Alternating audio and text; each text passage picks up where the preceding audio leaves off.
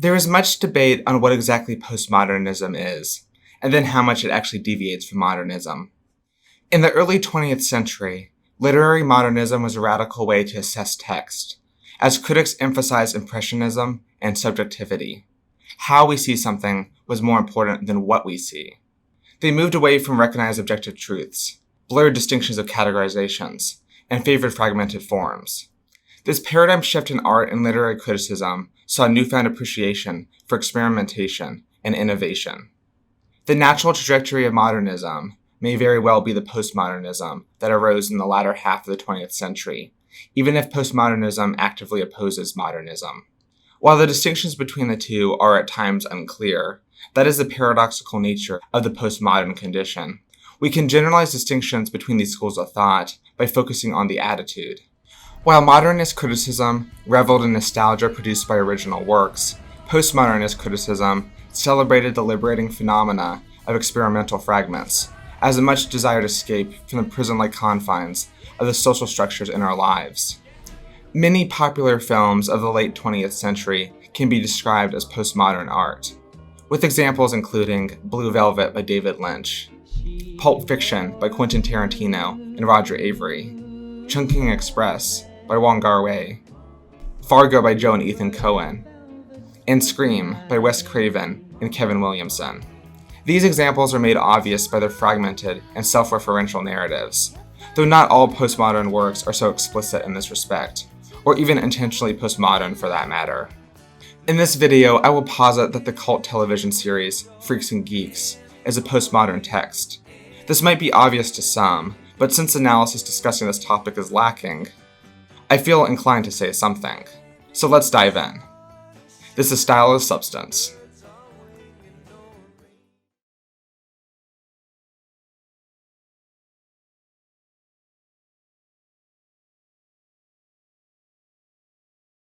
Freaks and Geeks follows math prodigy Lindsay Weir, who befriends burnout slackers Daniel Desario, Kim Kelly, Nick Andopoulos, and Ken Miller, as well as her brother Sam and his friends Bill Haverchuck and Neil Schreiber, as they make their way through high school in the 1980 to 81 school year.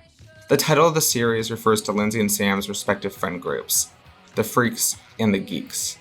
Both groups exist outside of ideal social cliques, which is made explicit in the pilot episode.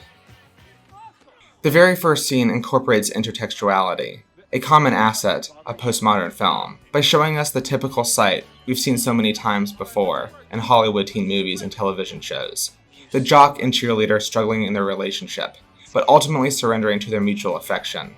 The music reinforces this, but this is not their story. So the music changes as the camera takes us down below and beneath the bleachers to see the freaks. The scene establishes a clear hierarchy.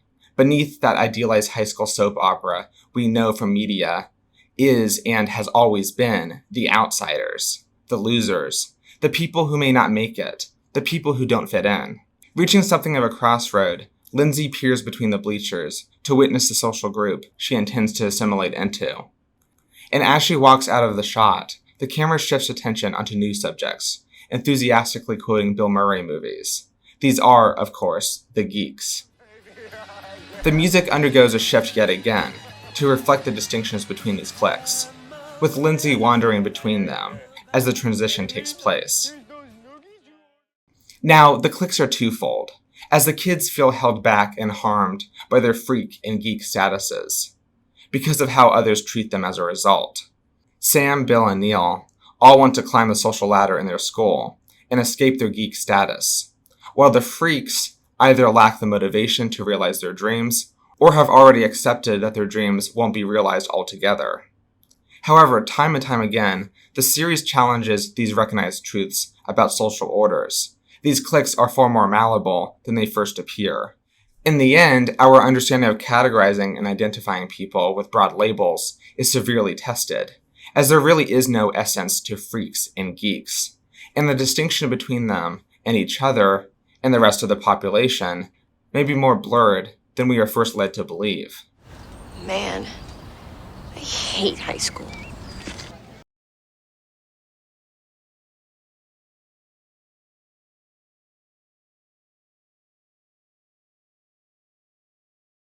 Postmodernism is a response to modernism, which was, like other critical theories, a response and outright rejection of the liberal humanism that permeated culture for so long. Also referred to as formalism, liberal humanism is the dated critical response to cultural deicide, the death of God in society, and the rise of secularism taking his place. Critical theory rejects liberal humanism's naive assumptions carried over from the religious age, because without a properly established theological or metaphysical framework, those recognized truths about existence were destined to collapse in on themselves. So critical theory had to take another direction, find a new way or ways for people to navigate in a godless world, questioning any previously recognized truth and exposing the untrustworthy nature of any recognized order. We could view Freaks and Geeks as reflecting this cultural shift, as we see Lindsay reject her previous way of life in favor of finding herself in a new social group, divorced from her previously established order. Naturally, what brought on this change of character is her loss of faith when witnessing her grandmother die before her eyes, and then saying that she saw nothing. She grabbed my hand and told me she didn't want to go. She looked so scared, Sam. So I said, well, can you see God or heaven or a light or anything? What did she say? No. There's nothing. While it is never explicitly stated how religious her family is or isn't, the fact that there is nothing, there is no God, causes Lindsay to act up and to rebel, not just against her parents and school teachers, but also against her previously recognized best interest, spiritually and academically. The fact that she was once a mathlete says a lot too. Mathematics is not only an established order, but it is the established order. Many recognize math as a set of objective truths, though like God, that objectivity can still be questioned, as it is based on a set of arbitrary axioms. Like God, math is more of an abstract. But as Lindsay falls from grace, she loses interest and motivation to engage with the previously recognized objective order of math. So then, it is a rejection of order in general. First place algebra division? Oh, that's right. You're one of those, Athletes? Yeah, I know. It's stupid. I don't do it anymore. Why is it so stupid? You look pretty happy there. Fittingly, her old mathlete friend Millie is strictly religious. Both God and mathematics guide her, and as a result, she lives a seemingly happy life, with little personal problems. She is extremely judgmental, however, categorizing any deviant secular behavior as freakish, even though she is the one to stick out like a sore thumb in many contexts, and at times, she embarrasses Lindsay with her presence. She attends Lindsay's party only to keep an eye on her old friend, as well as to pass judgment onto other kids. Yet there is something admirable to her perseverance. Amidst a group of seemingly drunk people, Millie starts playing the piano and singing, "Jesus is all right with me." The embarrassing randomness of this is meant to be funny, but the irony leads to something that could be viewed as a new sincerity, as Nick joins in to sing with her. Hyperreality in postmodernism is the inability or difficulty to navigate consciousness and distinguish reality from simulation. Here we must question what is authentic and what is not, but it is unclear if Nick is simply jamming along or is mocking Millie. At any rate, to simulate something is to produce its signs, and in this case, Nick singing along may as well be authentic. This moment bridges the freaks with the geeks, and thereby hints at pending deconstruction of these socially constructed archetypes. As the series progresses, Millie is revealed to have significant depth and agency as her own person, rather than being framed as the butt of a joke. As judgmental as she may be at times, Millie does want what is best for Lindsay, and goes out of her way to care for her when she is stoned. Millie believes Lindsay and the freaks act out and get high because they are unhappy, and they are unhappy because they do not believe in God. She's not entirely wrong either. Lindsay admits she is unhappy moments apart from voicing her rejection of God. For theism is supposedly illogical. I don't believe in God. I know. That's why you're unhappy. That's why you're stoned. God doesn't make sense. It's not logical. Although, even this notion is flipped on its head, as logic is thrown out the window in typical postmodern fashion. Lindsay posits that existence could simply be a solipsistic construct, dreamt by a sleeping dog. What if all of this is a dream? What if all this is a dream? And it's not even our dream? It's that dog's dream. As a testament to her faith in God, Millie awakens the dog with optimistic hopefulness, while Lindsay is left panicking. Have faith, Lindsay. Have faith. No. Rise, doggy. No. Rise, doggy. Rise. You see?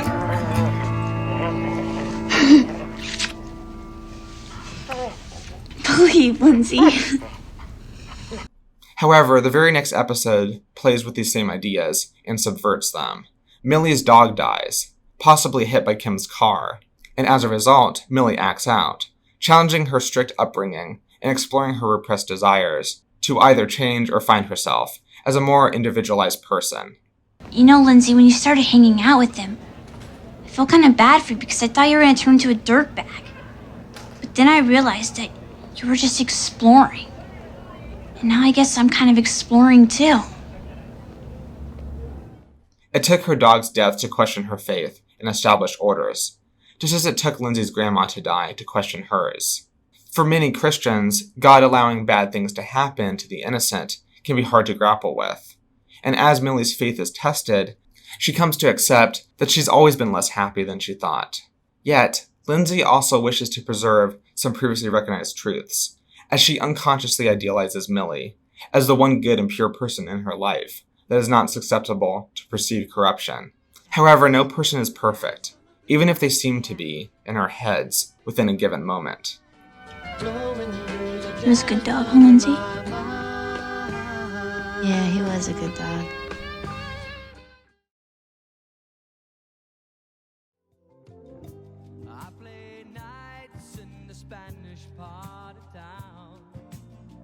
Other characters, especially the women, are idealized throughout the course of the series. This is especially true for the popular girls in relationship to the geeks. Despite their best efforts, the geeks feel they have no chance climbing the school's social ladder and being with the beautiful popular girls. For quite a while, they are the distant other. So when they are the first to befriend transfer student Maureen, they cherish the impermanence of the moment, knowing that once she gets closer with the cheerleaders, she will stop hanging out with them. And as they watch Maureen assimilate with the jocks and cheerleaders, they accept the reality underpinning their respective social cliques. And Rosalinda's eyes. However, Maureen is right when she says they don't always have to sit at the same table, that the cliques can, in some ways, dissolve if proper efforts are made. The geeks may passively accept their place in conjunction with other social groups, but Maureen appears vaguely saddened by this, seeing that she invites them to sit with her and the popular kids, only to be rejected. Do you want to come and sit with me? Over there? Yeah, I mean, you don't have to sit here forever if you don't want to. Yeah, but we like it here. So in a way, the geeks surrender themselves and Maureen to the established social hierarchy, despite recurring attempts to break it. Sam is also infatuated with Cindy Sanders, and he and the other geeks idolize her like a goddess, with her status as cheerleader positioning her in a heavenly place, unattainable by the geeks. Yet, Sam still feels he has somewhat of a chance with her, given that she is consistently kind to him.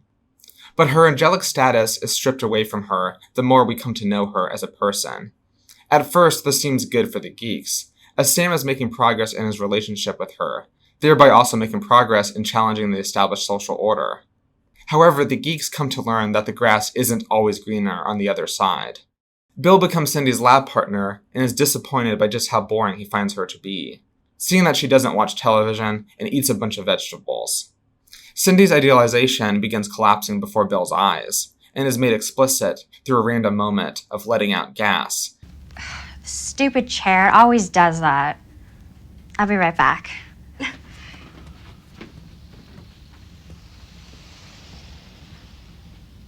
Sam doesn't believe this, and continues to idealize his crush.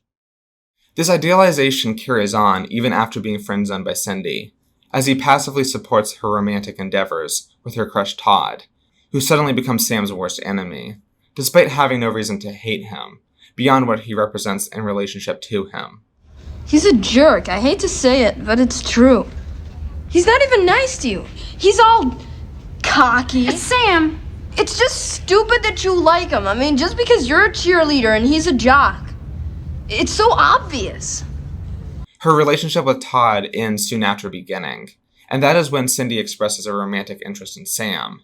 To her, he is a nice guy. That is why she is interested in him at all. Cindy's eagerness to jump from one relationship into another highlights her superficiality that continues to persist as the series reaches its conclusion. In truth, they only like the ideas of the other person. Cindy wants to maintain her status of exclusivity and chooses Sam as a second choice, after Todd failed to meet her standards. Once Cindy is taken off the pedestal that the geeks placed her on, and Sam assimilates into the popular space, he comes to realize that he finds her shallow, boring, and manipulative, and that they have very little in common. Isn't this great? Yeah, I guess so.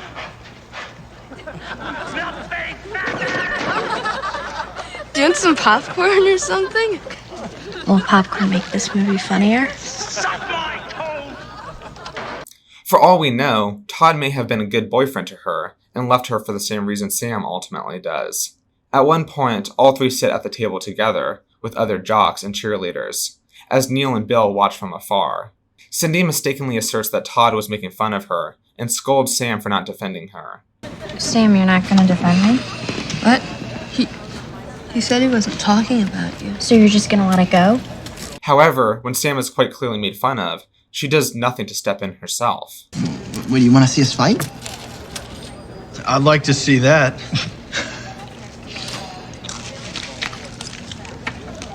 She may not ever truly care about Sam. To her, it's all about cliques and social statuses, maintaining an order. Her brief idealization of Sam as the nice guy also crumbles before her eyes. No, Sam. You can't break up with me. You're supposed to be nice. That's the only reason why I'm going out with you in the first place. Sam is reluctant to break up with Cindy, not because he wants to stay with her, but because of what it means for him socially. No, I can't break up with Cindy Sanders. Why not? Because people would think I'm crazy. Why? Well, because they can't believe that she's going out with me in the first place. But in the end, Sam perseveres and acts according to his best interest, and the idealization of the popular woman is more or less rejected. You did the right thing. You're too good for her. We are also treated to a brief moment of lifted idealization of cheerleader Vicky Appleby. She is framed as the typical popular prude for the better part of the series, yet is constantly framed as if a deity by the geeks like Neil. During the makeout party, she is repeatedly encouraged to kiss Bill, but only makes minimal physical contact, with a sense of disgust. However, once Bill calls her out, the two actually have a real conversation, and we learn that even her maintaining of behavioral norms are forced and staged, an effort to uphold a system she has been on top of. What's it like being pretty? I don't know. Like, this is the only way that I've ever looked. I think people treat you nicer when you're pretty. Why would you say that? Because you're never nice to me. No. This is not true, Bill. Every time I look at you, you look like you're having a pretty good time. In truth, she always took notice of Bill having fun with his friends, and in this bittersweet moment of introspection, Vicky rejects this order and makes out with Bill, far longer than the game required of her. This is because she secretly enjoys dismantling these previously maintained social hierarchies, as doing so is far more liberating than reinforcing them. This scene runs parallel to Sam's kiss with Cindy, a brief moment of victory that we soon learn is temporary. The flame. The ashes smolder, but the warmth soon gone. Lindsay is also idealized by Nick, especially for the brief period that they go out. And this is for good reason too. There's a lot to appreciate about Lindsay as a person, even if she makes attempts to escape those aspects of her personhood. Well, I think as long as that I am using my real emotions, that's all that matters. Lots of wackos use their real emotions.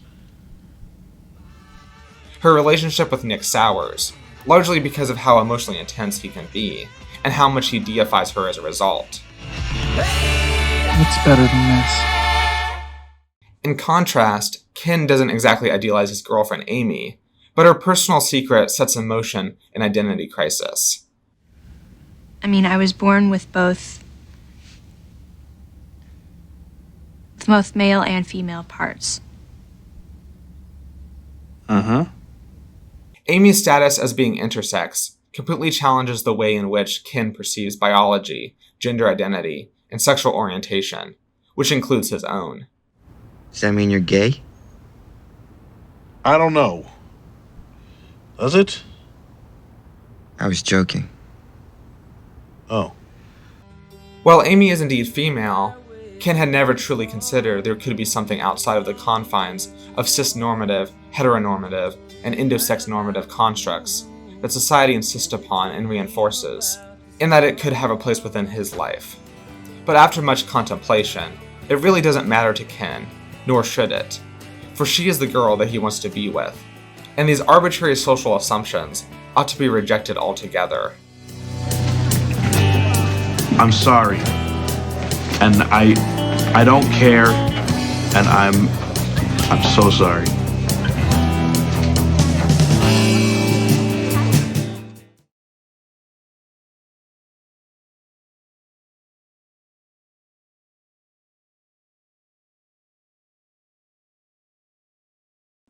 The family structure is idealized, consciously and unconsciously, by various characters. Mr. and Mrs. Weir have a very old-school approach to parenting, and hope for the best for Lindsay and Sam, naively assuming that traditionalism will continue to be productive in the children's upbringing, in the same way it had been in their pre-high school years. While Lindsay clearly loves her parents, she does view their influence to be limiting her personal growth. In truth, it seems like it is somewhere in between. Lindsay's moral and academic principles and outlook on life have been shaped and supported by her parents. They truly want what is best for her and do their best to steer her into that direction, even if their means seem harsh and unfair. But they also fail to fully grasp that their daughter will eventually grow out of their own understanding and control. After all, the old way will die, replaced by the new, for better or for worse.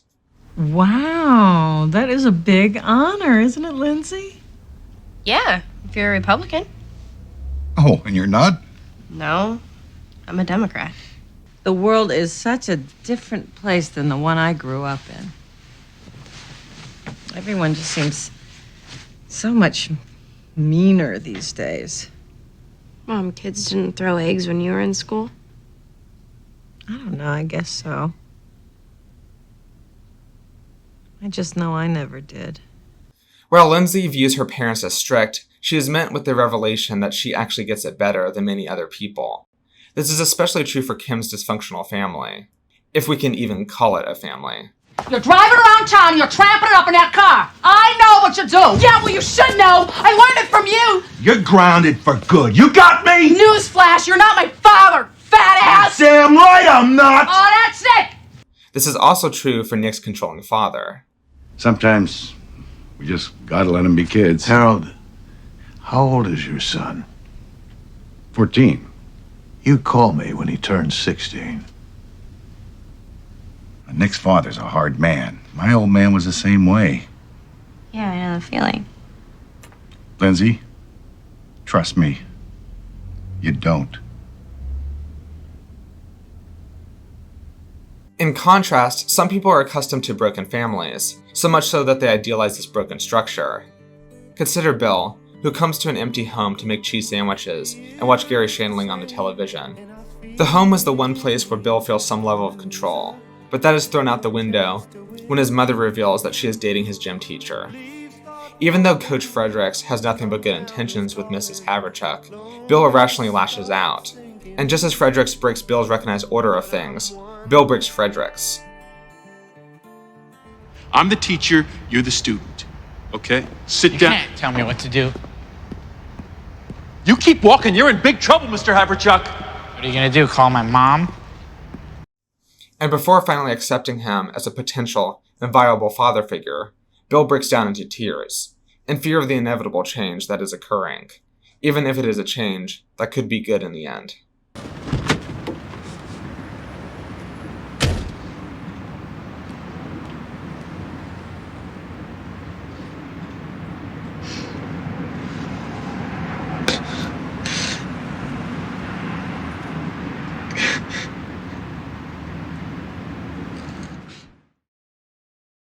Likewise, Neil idealizes his family structure as a complete unit, viewing himself as the one with the cool dad, only to later discover that his father is cheating on his mother.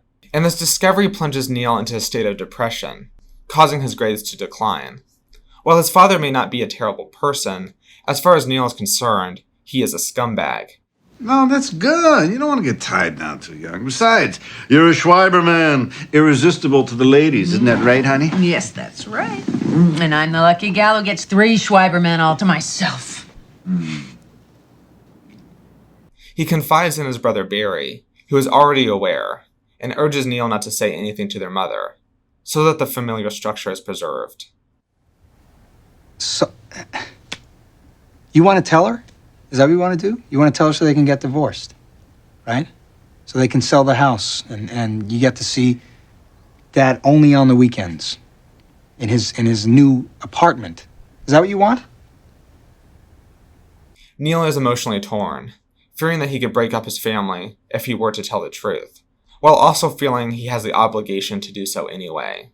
In the end, he tells his mother, only to discover she already knows. And the performative structure that is their family is one maintained largely to protect Neil. You mean you know? Neil, we're working on it. Shh. But that's between me and your father. Nothing will ever change the fact that we love you very, very much. This moment is pivotal in his life, a loss of innocence in a way, as Neil confronts the fact that even the good things in his home life are not all that they seem. This also causes his friends to mature in their own ways, as Sam returns home to his parents with newfound appreciation for how good he really has it.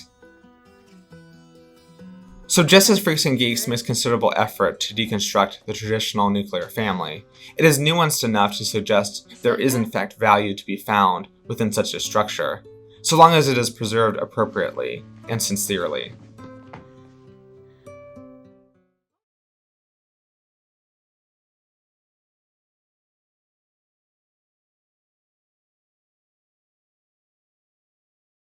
As previously mentioned, hyperreality is a concept and point of discussion within postmodern philosophy and analysis.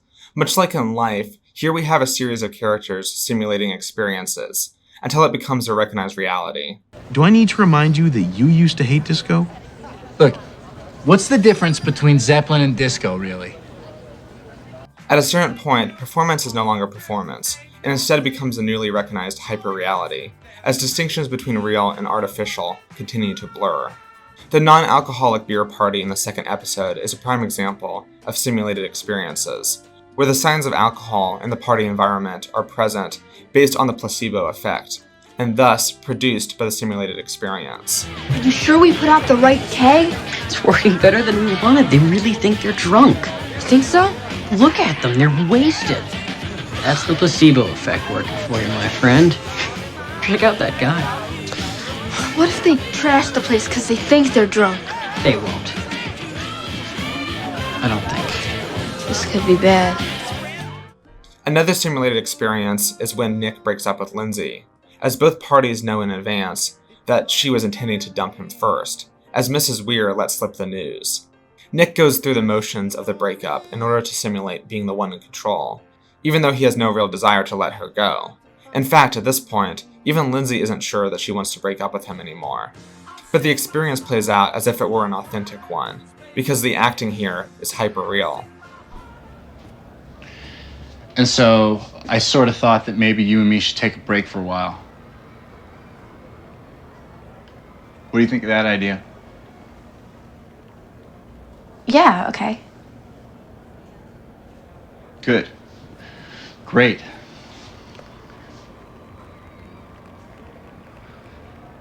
No hard feelings, right? That said, many characters' individual experiences are simulated until taken as true.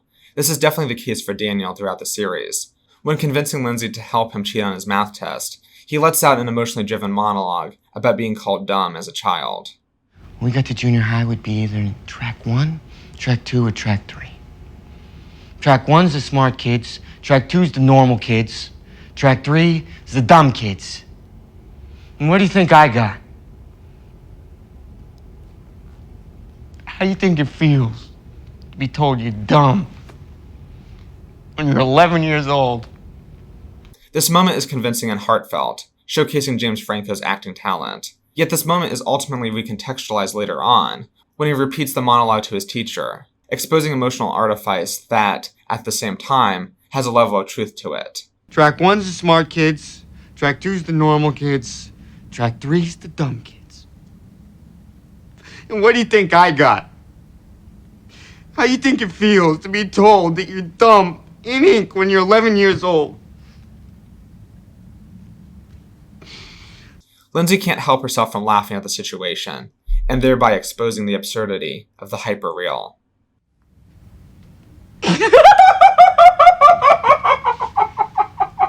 It's common for the characters to simulate emotions, to fake it until they make it, and this couldn't be more evident than it is for Daniel.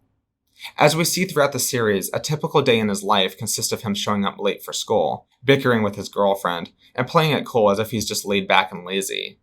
However, later on in the series, we get more context for this scenario. Daniel's home life holds him back, as he genuinely wants to do well in school, or at least pass, but his mother belittles his interest in doing so, favoring instead him taking care of his sick father. Hey, come on, Daniel. What am I supposed to do here? What do you mean, what are you supposed to do? I'm supposed to go inside, take care of him. I'm supposed to go to school. It's called Wednesday. Where you going? I'm gonna get stupid pills. Unbeknownst to his friends, Daniel is actually 18, which may mean he could theoretically drop out, but instead he carries on in school, despite being perceived as nothing but a burnout, even by himself.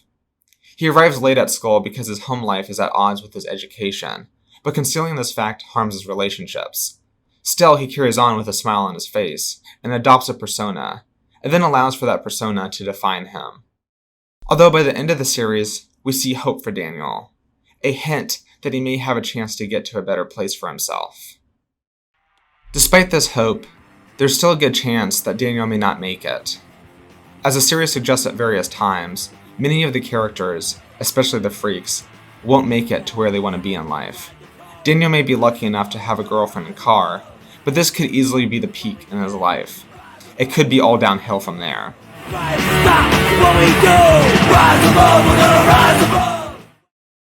The same goes for Nick, who would likely enlist in the military under his father's strict direction, instead of following through with his dreams to become the next big drummer. Oh man, I'm gonna have to join the army. I'm gonna be surrounded by a group of psychopaths, like my brothers and like my dad. It turns out that even if he tried hard enough, he wouldn't be able to accomplish his dreams, as that's the sad truth. Some people, like Nick, just don't have what it takes to get there, to match consensus standards of music. The crushing realization of a lack of individual uniqueness that emerges from his failure is challenged with the catharsis that comes from Lindsay's kiss to him, that ensures that while he may never be loved by the world, there are people in his life that care for and about him.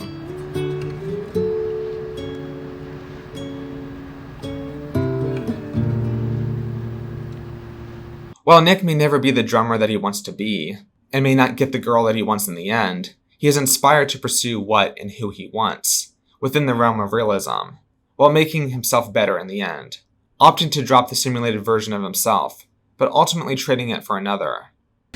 What in the name of God is going on? Through simulation, Nick does improve his life, and is healthier without the negative influence of peer pressure and marijuana. This even impresses Lindsay, as she realizes what she could have had, when it's too late. Come on, baby, it's your turn. It's time to boogie oogie oogie.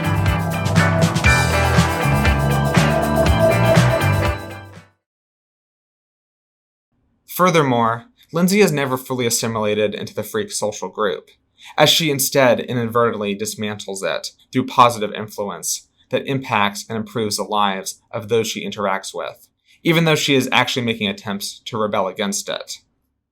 After having wrecked her father's car, Lindsay responds to her punishment by shutting the freaks out of her life and returning to her old ways, somewhat simulating the person she once was, while never truly feeling authentic while doing so. She tells Millie that it just isn't who she is anymore, and for a reason. She doesn't belong with the mathletes, as she found a new group of friends, ones who have changed her, but ones she has also changed. What's up?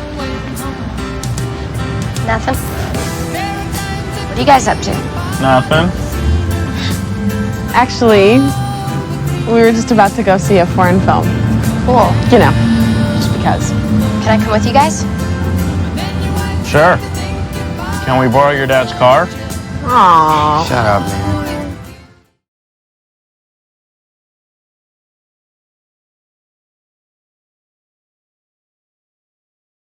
Deep down, Lindsay recognizes that there are limitations to the freak friend group, as they hold her back and do little to inspire her. Likewise, she grows tired of her school and her social dispositions. Why would you want to keep these people from studying? I mean, isn't that the point? You can't do schoolwork at school? It's the stupidest thing I've ever heard. Teachers just quarantine bad kids and make them sit and stare into space until their brains get numb. You're manufacturing idiots. What kind of system is this? She reveals this to Barry, who offers his words of wisdom as a college student. He emphasizes that her immediate concerns and struggles with high school are only temporary, as college offers a complete do-over, in which one can more confidently establish a new identity for themselves, without being brought down by others and the systems in place. When you get to college, it's funny. It's like all that high school stuff disappears.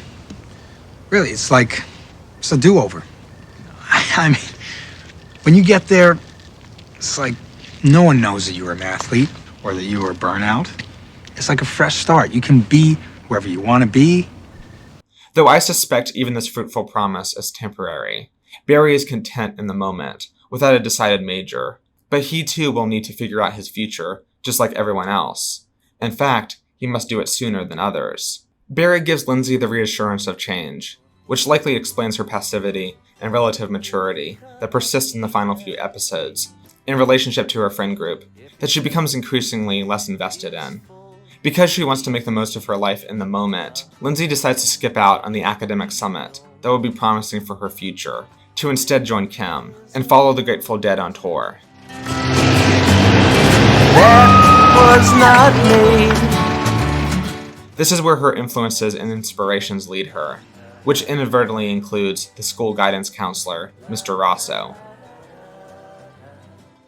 Sometimes successful, and other times really not, Mr. Rosso makes his best attempts to help the kids get onto the right paths in life, to the best of their abilities. For Sam, that is giving him the advice that perceived coolness is something based predominantly on one's own confidence, a sentiment mostly echoed by Barry to Lindsay. Sam takes this advice and runs with it, becoming a more confident person by the end of the series, one who is able to get the girl he wants, even if she turns out to be shallow and boring. The geeks are constantly told by their mentors that things will get better for them, after high school anyway. You get called geeks, you get cleaned out, girls don't even look at you. I thought this was supposed to make us feel better. Hold on, Cool Breeze, it gets better. But what? I'm accepted at a Ivy League college? Hey, chicks dig smart guys, who knew? Whoa, look at me, I'm the head of a Fortune 500 company. And yes, Mr. Jock who cleaned me out, I will have fries with that. However, what the geeks fear most is life in the moment, where they are bullied and socially ostracized. The solution to this is enjoying the simple things within the moment, so long as it's feasible. There's a lot of truth to this.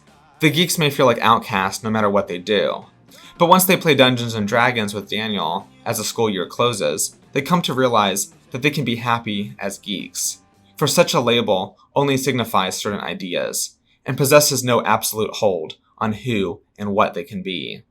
Daniel is thought of as a cool guy, so Sam and his friends question if befriending him makes them cool, or Daniel not cool.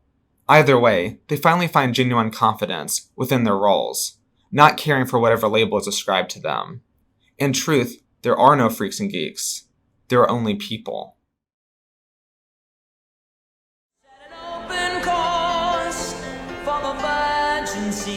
Look, I know you're not happy about this, but don't make me the bad guy here. If the worst thing in your life is somebody makes you go to a dance, then I'd say you have a pretty good life.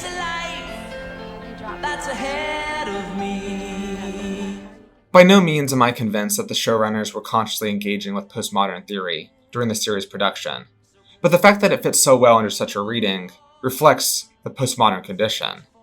If Freaks and Geeks is simply meant to tell it like it is, and reflect reality, then that reality that the kids operate in is a postmodern one. In high school, we often find ourselves through trial and error, adopting new identities and experiences until finding something that sticks with us. There are efforts to assimilate into the dominant social group, or find comfort within another, only for these groups to dissolve into irrelevance in due time. Social structures are destined for deconstruction, but perhaps also reconstruction. Our individual identities and social groups constantly evolve, for better and for worse. In order to find yourself, you must tear down the obstacles in your way, but perhaps you should also pursue a new sincerity.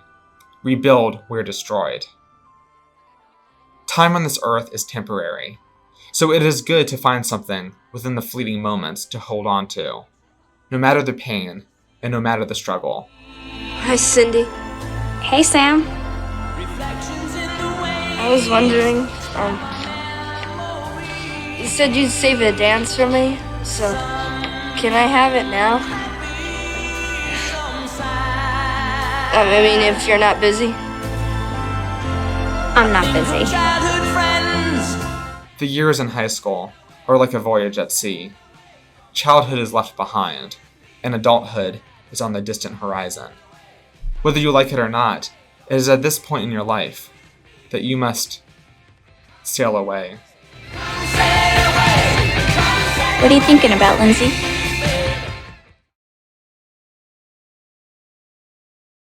Special thanks to my patrons, Claire, Yakov Razhanoi, George, Greg, Adam Young, Matt Harrison, Wolfgang, Picodon, Pseudomoron, and Kayla. Thanks for watching. If you like what I do, consider subscribing, liking, commenting, and sharing my work around. If you really like what I do and want to financially support me, check out my Patreon. Can someone please tell me why Phillips isn't featured in the opening credit scene, but Rogan, who is considerably less important, is? I guess Kim would be the type to skip out on a photo shoot, but I don't know. Maybe the actress was busy. But my name is Carlos. Carlos the dwarf? Yeah, you got a problem with that, Gorthon? No. I'm just joking.